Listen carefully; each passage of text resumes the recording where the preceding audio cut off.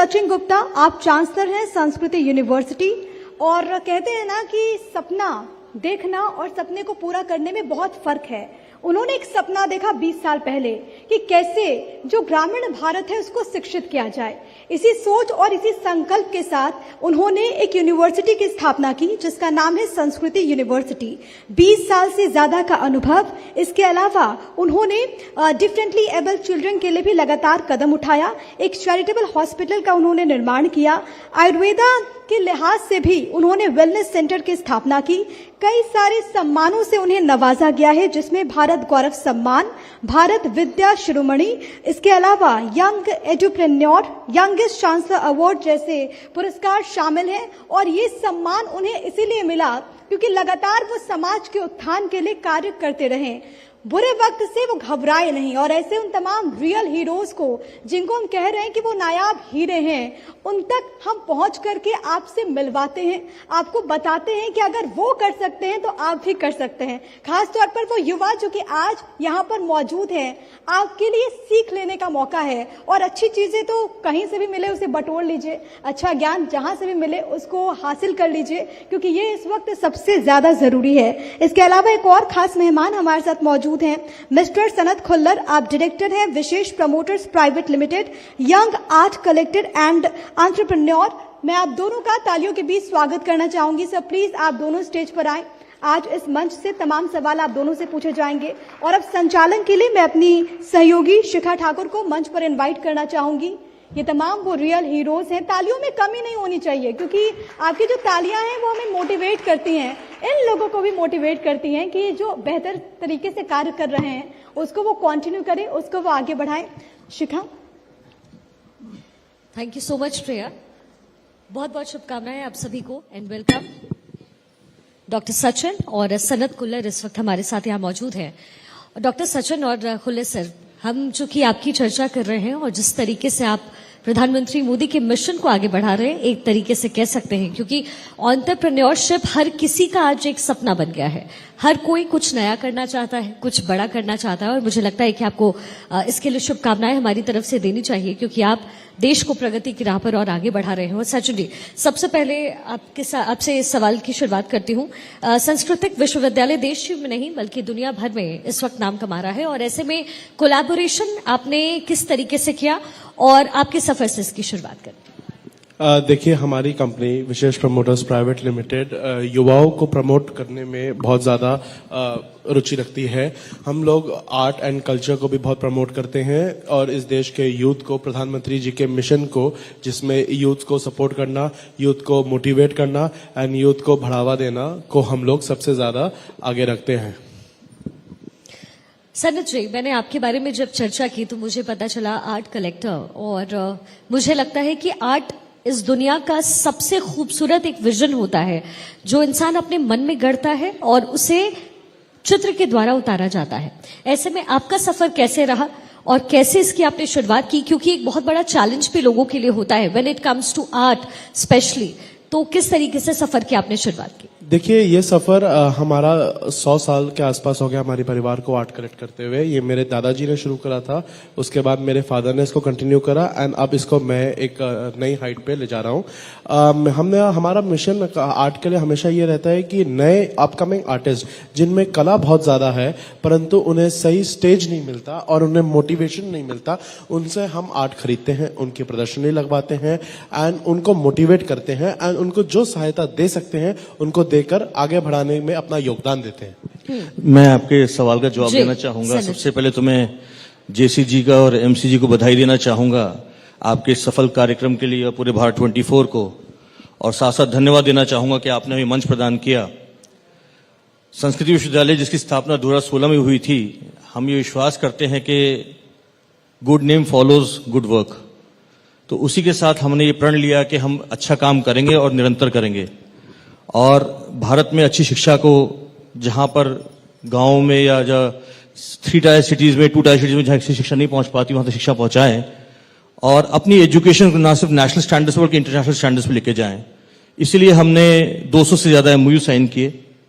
इन MoUs में भारत के eminent companies, Bharat के एमिनेंट जो इंस्टीट्यूशंस हैं उनके साथ टाइप किया और फॉरेन के विदेशों से अलग अलग यूनिवर्सिटी से टाइप किया, उनकी कंपनी से टाइप किया, जिसका नतीजा आज ये है कि हमारे बच्चे और हमारे फैकल्टीज आज फॉरेन जा रहे हैं। अभी China, Sri Lanka, Sweden faculty exchange program के साथ गए वहां पर, और अभी ग्रीस जा रहे हैं। और हमारे स्टूडेंट्स भी इंडिया के एमिनेंट इंस्टीट्यूशंस में और फॉरेन इंस्टीट्यूशंस में भी अब जा रहे हैं, पढ़ने जा रहे हैं और एक्सचेंज प्रोग्राम के तहत जा रहे हैं और वहां का कल्चर सीख रहे हैं, और वहां क्या क्या जो ज्ञान विज्ञान की जो चीजें हैं जो हमारे देश में शायद कहीं मिस हो रही है, उसको उनको सीखने का मौका मिल रहा है उनको। अच्छा, मैंने सुना है कि लगभग 85% प्लेसमेंट जो है वो आपका विश्वविद्यालय देता है। ये अपने आप में बहुत ज्यादा है, क्योंकि मुझे याद है जब हम भी स्टूडेंट्स थे और जिन यूनिवर्सिटी से आए, हमारे लिए सबसे बड़ा चैलेंज था जॉब ट्रैक करने का। तो ये कमाल आप कैसे करते हैं? मैं तो कहूंगा हमारी प्लेसमेंट 100% है। जब हम 85% बोलते हैं तो हम उन बच्चों की बात करते हैं जो गर्ल्स होती हैं जो जॉब नहीं लेना चाहती, या वो जो कुछ बच्चे होते हैं जो पेरेंट्स का बिजनेस ज्वाइन करना चाहते हैं। उसके अलावा हमारे जो इंडस्ट्रियल एंड करिकुलम है, इसका एक मेन रीजन है कि हम अपने बच्चों को वो सारा एक्सपोजर दें, और डे वन से जब वो आते हैं उनका क्या उनकी कंपनी जो टारगेट है उनको टारगेट करें, उनकी सॉफ्ट स्किल्स उनकी हार्ड स्किल्स पे काम करें। उसके अलावा हम अपने बच्चों सिर्फ जॉब सीकर ही नहीं, जॉब गिवर भी बनाते हैं। इसी का नतीजा है कि हमने यूपी स्टार्टअप पॉलिसी के तहत 15 स्टार्टअप्स बनाए और अपने बच्चों को स्टार्टअप पॉलिसी के तहत उनकी हैंड होल्डिंग करी, उनको फंडिंग दी, और आज ये 15 स्टार्टअप बहुत अच्छा काम कर रहे हैं। और आने वाले 2 वर्षों में हम करीबन 100 स्टार्टअप और बनाना जा रहे हैं, जिसमें एग्री बेस्ड, बायो बेस्ड और टेक्निकल एजुकेशन बेस्ड हम स्टार्टअप स्टार्ट करने जा रहे हैं।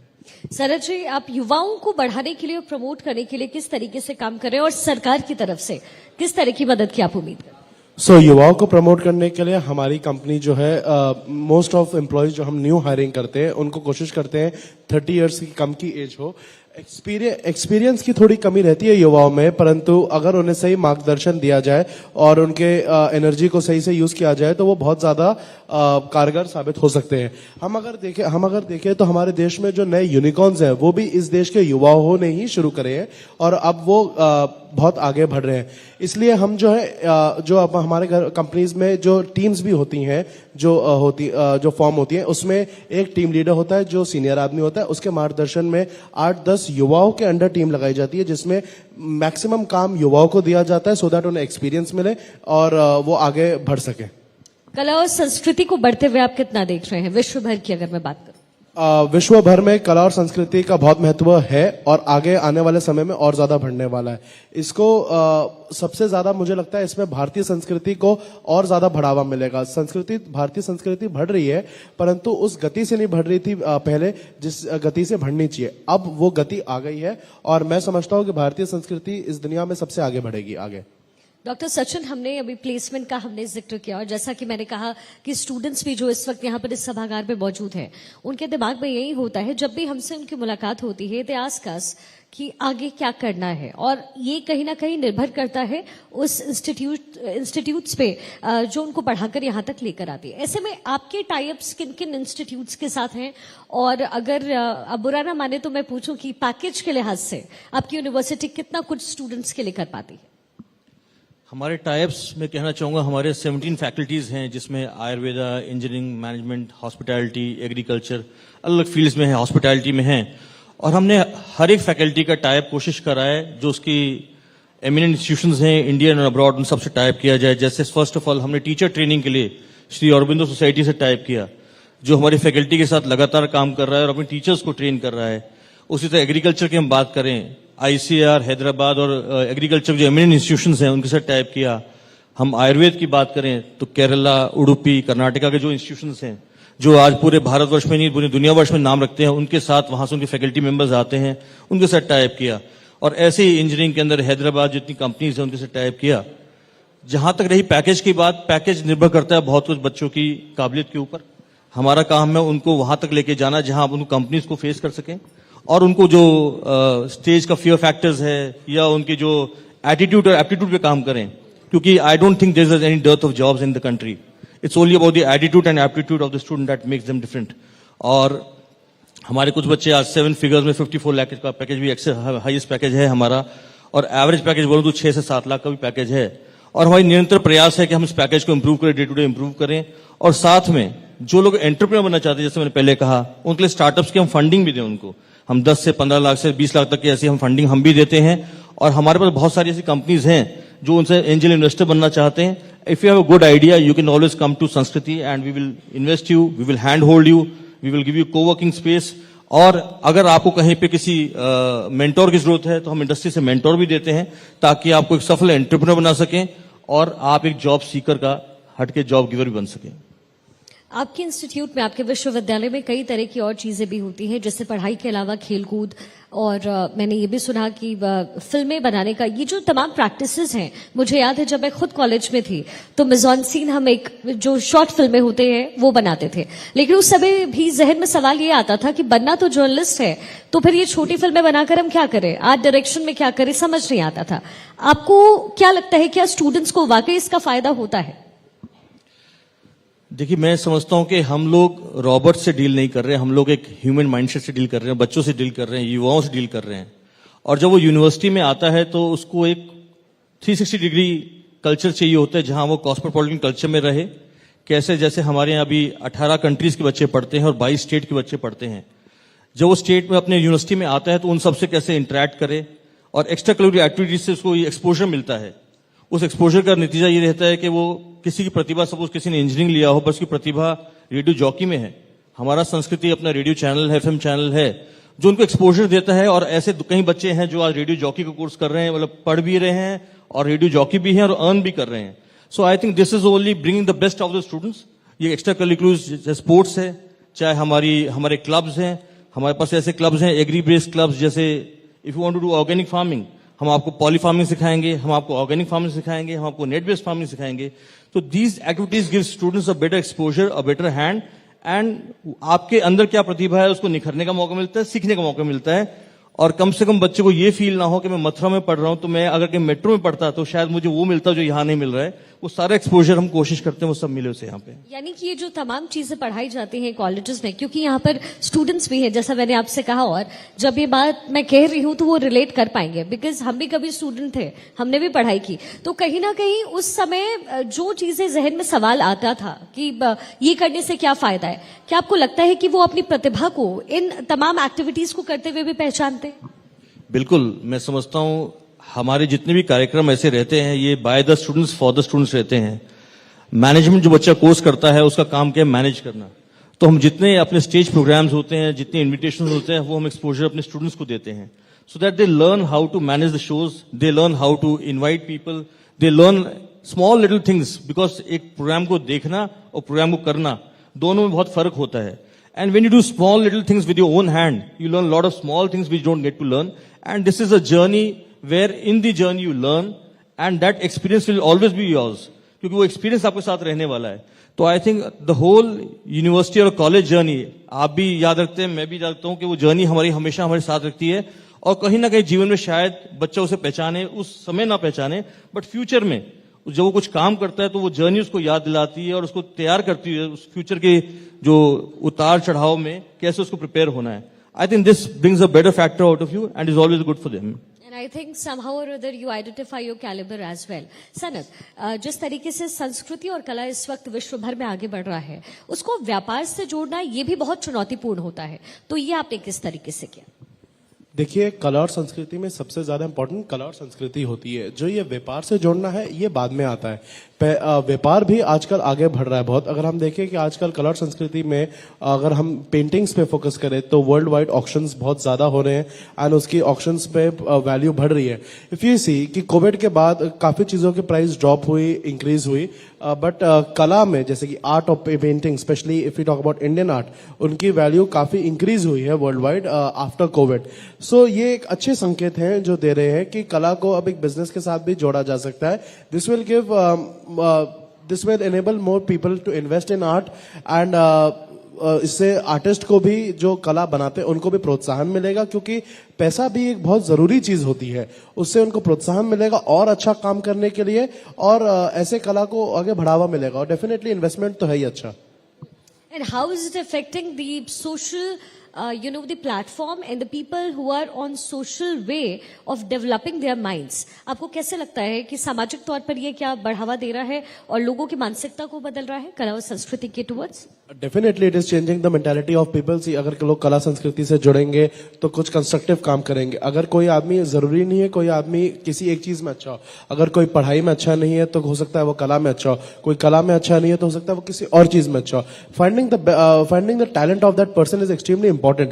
एंड अगर वो टैलेंट हम किसी आदमी में ढूंढ सकते हैं और उसको सही वे में चैनलाइज कर सकते हैं तो काफी चीजों में इसका हेल्प हो सकता है. इससे क्राइम रेट भी काफी हद तक गिरेगा क्योंकि लोग एम्प्लॉयड रहेंगे, कुछ कंस्ट्रक्टिव चीजों में रहेंगे तो देश को भी प्रगति मिलेगी इस चीज से. So definitely it has a social impact as well. कौन कौन से वो पॉइंट्स है सनत जिस पर आप और आपकी कंपनी इस वक्त काम कर रही है, जैसे कि कला और संस्कृति के ही क्षेत्र में, which are those points that you are touching? So हम लोग सिर्फ कला और संस्कृति के क्षेत्र में नहीं, कला और संस्कृति के क्षेत्र में अगर हम देखें, हम लोग as I have already mentioned, हम लोग यंग आर्टिस्ट को प्रमोट करने की तरफ आगे बढ़ रहे हैं. We are also we are a investment firm and we also look at startups to invest, that those startups which are of young people and promising entrepreneurs. Doctor Sachin, now the next question to you. बड़ा मुश्किल होता है मेरे लिए ये सवाल भी पूछना, लेकिन ये पूछना जरूरी इसलिए भी है ताकि जो इन्फॉर्मेशन और जो मैसेजिंग आप करना चाहते हैं और यूनिवर्सिटी की तरफ से होनी चाहिए वो इस प्लेटफॉर्म से बेहतर और कहीं नहीं हो सकती. अगर आपके यूनिवर्सिटी में किसी को एडमिशन लेना है, आपके विश्वविद्यालय में, तो कौन सी वो खास वजह है जिसकी वजह से स्टूडेंट्स को आपके पास आना चाहिए? आई थिंक संस्कृति यूनिवर्सिटी ही नहीं, किसी भी यूनिवर्सिटी के लिए अंदर एडमिशन लेना हो तो मैं बच्चा सबसे पहले देखता है वहां की फैकल्टी, वहां का करिकुलम, वहां का कल्चर और वहां की प्लेसमेंट्स. तो हमारी ये कोशिश रही है और आगे भी कोशिश रहेगी लगातार कि हम अपनी फैकल्टी को लगातार इंप्रूव करें. And we are happy to see that we have a wonderful faculty that we have with us today. उसके साथ साथ हमारा cosmopolitan culture, that is why आज 10,000 से ज्यादा बच्चे हमारे यहाँ पढ़ रहे हैं. 18 कंट्रीज के बच्चे यहाँ पढ़ रहे हैं और 22 स्टेट्स, इंडियन स्टेट्स के बच्चे यहाँ पढ़ रहे हैं. उसके अलावा जनवरी में अभी हमारे यहाँ पर फॉरेन से, यूरोपियन कंट्री से स्कॉलर्स आ रहे हैं, 15 स्कॉलर्स, जो पूरा 6 महीना बच्चों के साथ रहेंगे और पूरा फॉरेन एक्सपोजर, फॉरेन फैकल्टी उनको वहाँ एक्सपोजर देगी.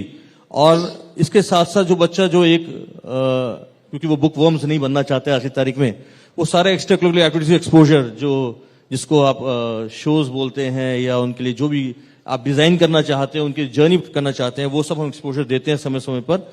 और साथ साथ एक बहुत सी चीज हम लेके आए हैं कि लर्न एंड अर्न का हम लेकर आए हैं. बहुत बच्चे ऐसे होते हैं जो साथ साथ पढ़ने के साथ साथ अर्न भी करना चाहते हैं. जो फॉरेन में जाते हैं तो बहुत बच्चों को वहां जॉब्स मिलती हैं, पार्ट टाइम जॉब्स मिलती हैं, जैसे वे दे कैन अर्न एंड अपना जो अपनी हॉस्टल लाइफ, अपनी पॉकेट मनी अर्न कर सके. तो वो भी हमने यहाँ कोशिश करी है. जो बच्चे वो करना चाहते हैं उनको हम शाम को इवनिंग आफ्टर क्लासेस उनको अपॉर्चुनिटीज देते हैं क्या वो कैसे अर्न कर सकते हैं by spending some hours on computers, by spending some hours on radio jockeys and by spending some hours in an agriculture department. और उसके साथ साथ उनको इतना अर्न हो जाता है कि वो अपनी पॉकेट मनी अर्न कर सकें. और जैसे हमारे यहाँ पे कुछ बच्चे बहुत से गेमर्स भी हैं, तो उनको हमने वो गेमिंग चैलेंजेस उनको एक्सपोजर दिया है जहां पे वो बहुत से गेमर्स बन गए हैं और वहां से बहुत से अर्न कर रहे हैं. तो I think these platform gives student a right edge where they can learn, earn and when they pass out they have an extra edge beyond the other student जो दूसरे यहां से पास कर रहे हैं और एक समाज में खड़े हो सके. बिकॉज आज ज्ञान हर तरफ से बरस रहा है, ज्ञान बरसने की कमी नहीं है. जरूरी है उनको राइट माइंडसेट की और एक राइट एक्सपोजर की. डॉक्टर सचिन, हमने सुना है कि आपकी यूनिवर्सिटी में सेलिब्रिटी लीडर्स भी बहुत आते हैं, तो ये सवाल मेरा पूछना बिल्कुल बनता है कि क्या सिर्फ एक मार्केटिंग स्ट्रैटेजी है या फिर वो खुद आते हैं? क्या विचार होते हैं उनके? मैं ये कहना चाहूंगा कि जो हमारा अगर आप एडवाइजरी बोर्ड देखें, उसमें farmer army chief, air chief और बहुत सारे नेशनल लेवल के हीरोज हैं. उसके अंदर हमारा फैकल्टी मेंबर्स, हमारा एलुमनाई बेस्ड, जो समय समय पर ऐसे चेहरे को लेकर आते हैं, ऐसे शख्सियत को लेकर आता है जिनसे बच्चे रूबरू होना चाहते हैं, जो टीवी पे देखते हैं. उससे बच्चों को फिर से एक एक्सपोजर मिलता है, उनसे रूबरू होने का मौका मिलता है. हम लोग सक्सेस स्टोरीज बहुत सुनते हैं और फेलियर स्टोरीज में जो बच्चों को ज्यादा सुनाता हूं, बिकॉज हम बहुत जल्दी प्रभावित हो जाते हैं किसी चीज से. तो अगर बच्चे फेलियर्स और सक्सेस स्टोरीज में डिफरेंशिएट कर सकें तो I think it will be a right platform for them to learn. तो उन शख्सियत से जिनसे वो सीख सकते हैं, वो एंटरप्रेन्योर्स भी हो सकते हैं, वो पॉलिटिशियन भी हो सकते हैं, वो फिल्म स्टार भी हो सकते हैं, वो सिंगर्स भी हो सकते हैं. तो हम समय समय पे ऐसे लोगों को लेकर आते हैं और बच्चों के साथ रूबरू होते हैं और वो एक्सपोजर मिलता है उनको जीवन में कि वो कहाँ खड़े हैं अपने आप को, वो उस मायने में अपने को तोल सकें इस बात को। सनत जी, अब एक आखिरी सवाल आपसे और फिर से मैं आपके पास भी आऊंगी एक आखिरी सवाल के साथ। आपकी कंपनी कैसे युवाओं को और आगे इस क्षेत्र में बढ़ावा दे रही है? क्या आपको लगता है when you look back and when you are looking forward, do you feel कि सोशल प्लेटफॉर्म पर और सोशली लोगों के अंदर कहीं ना कहीं ये जागरूकता आई है कि ये भी एक क्षेत्र है, यहाँ भी कला का प्रदर्शन होता है और यहाँ से पैसे भी बनाए जा सकते हैं? क्या आपको लगता है, do you find it in a different way and differentiate आप कर पा रहे हैं दोनों थॉट्स में? Well definitely, yes, you very rightly said. So ये आने वाले समय में और आगे बढ़ने वाला है, और इसके लिए I think I credit the honourable prime minister of India. उन्होंने युवाओं को जिस हिसाब से बढ़ावा दिया है और जो उन्होंने युवाओं के लिए करा है, उससे एक माइंडसेट में चेंज आया है। The most important thing anywhere is a mindset. When the mindset changes, many things change with that. So a mindset has definitely changed. And talking about money, yes, financial things have come in. जो ये I spoke to you about the auction prices which have gone up. ये बहुत ज्यादा जरूरी है, क्योंकि इससे जो है यंग आर्टिस्ट और यंग लोगों को एक मोटिवेशन मिलता है, क्योंकि इस मोटिवेशन से ही वो अच्छी प्रदर्शनी करते हैं, अच्छा काम करते हैं in that endeavour to get good money and recognition as well. So this is very important, and I believe that this will go forward also in the coming time. Dr. Sachin, now coming to you, and the last question will be this. जब भी पढ़ाई की बात होती है, जब भी education के क्षेत्र की बात होती है, हमेशा एक सवाल जहन में लोगों के आता है। हमारे माता पिता को आप देख लें या फिर आगे की जनरेशन को देखेंगे तो ऐसा लगता है क्या एजुकेशन के क्षेत्र में बदलाव की जरूरत है? आप इसे कैसे देखते हैं? क्योंकि जहन में लोगों के सवाल यही होता है कि there is the difference between theoretical and practical. So do you feel कि कोई चेंज की जरूरत है, बदलाव आप देखते हैं?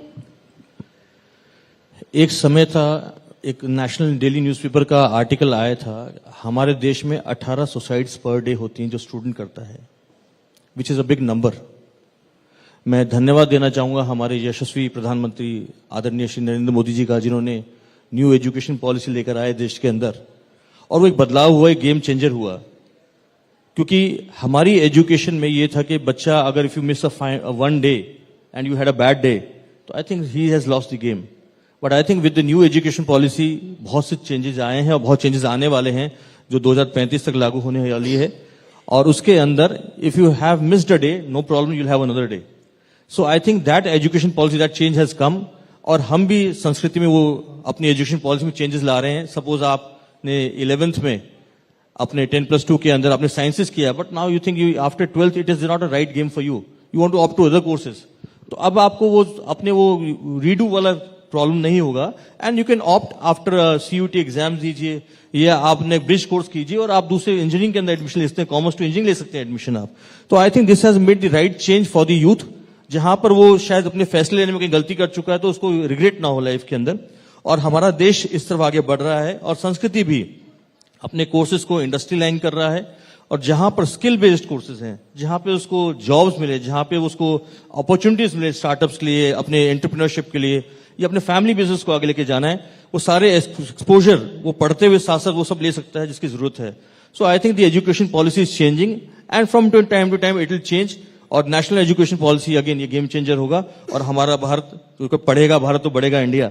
तो आई थिंक ये नारा जो दे रहे हैं बहुत आगे जाएगा, और हमें सबकी जरूरत है। ये तो डॉक्टर सचिन आपने बच्चों के लिए कह दिया, लेकिन माता पिता के लिए आप क्या कहेंगे? क्योंकि जब भी हम अपने लीग से कुछ हट करके चूज करते हैं तो माता पिता की सपोर्ट की बहुत जरूरत होती है। उस समय mother father they always think कि पता नहीं ये क्या होने वाला है, तो उनके लिए आपका क्या संदेश? मैं पहले तो सबसे पहले सभी माता पिता से रिक्वेस्ट करना चाहूंगा, और मैं हर प्लेटफॉर्म पे कहता हूं कि अपनी इच्छाओं का बोझ बच्चों पे ना डालें।